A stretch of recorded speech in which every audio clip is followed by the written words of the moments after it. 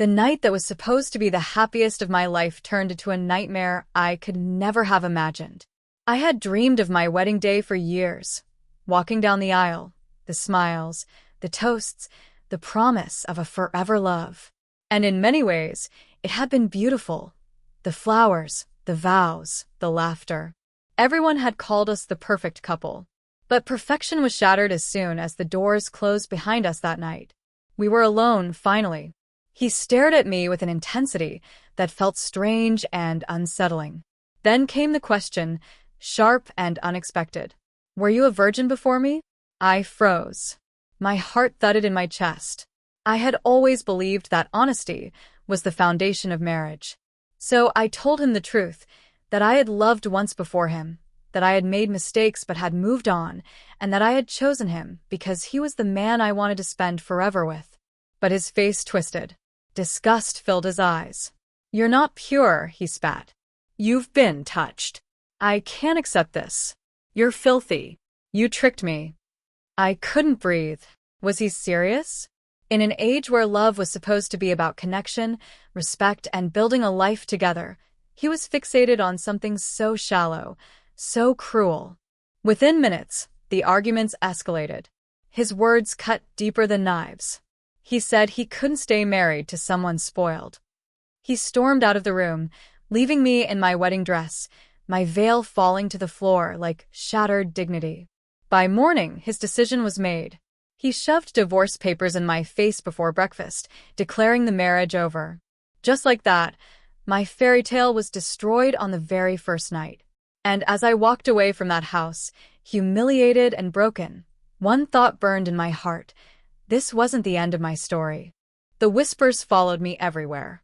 Friends, neighbors, even distant relatives, they all heard the story that I wasn't a virgin, that I was thrown out like damaged goods.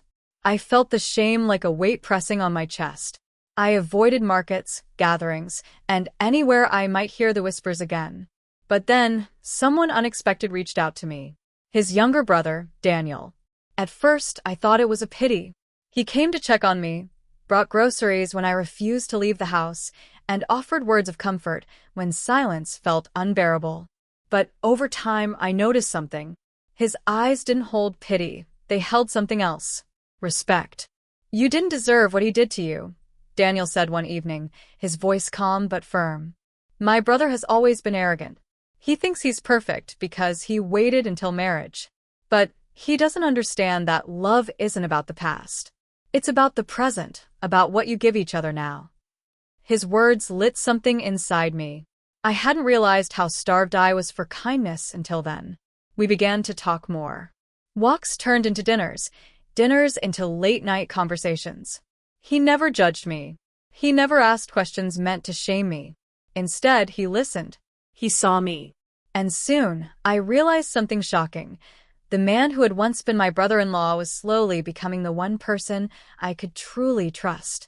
It happened at a family dinner months later. My ex had already moved on, parading his new fiancée around like a trophy.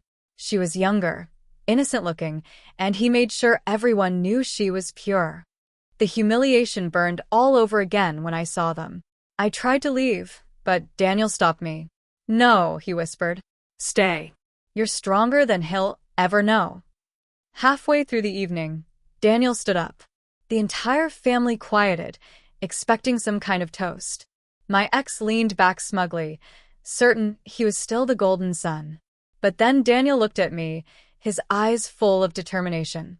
"I can't watch this family treat her like she's less," he began. "She's been through pain none of you could endure. And still, she's stronger, kinder, and more honest than anyone here. That's why I'm asking her to be my wife." The room exploded. Gasps, shouts, stunned silence. My ex's face went pale, then red with fury. "You can't be serious," he barked. "She's tainted. You'd throw your life away for her." Daniel didn't flinch. He took my hand and said, "She's not tainted. She's the best decision I'll ever make." My heart raced. The courage, the defiance, it was everything my ex never had. And in front of everyone, I said yes. Our wedding wasn't extravagant. There were no hundreds of guests, no lavish banquets. But it was real. Every vow, every look, every promise, it was filled with love, not pride or judgment. And yet, my ex couldn't stay away. He barged into the ceremony, rage etched across his face. His fiancée trailed behind him, confused and embarrassed. "You can't do this," he screamed. "She's mine. She'll always be mine. She's a disgrace to this family." But Daniel stepped forward, shielding me. His voice was steady, his hand firm in mine. "She was never yours," he said coldly. "You discarded her like trash. But she's my treasure. And I'll never let anyone, not even you, treat her like she's less." The guests erupted in murmurs. People were no longer whispering about me, they were whispering about him. The arrogant man who had thrown away a good woman, only to lose her to his own brother. I looked at his face and realized something.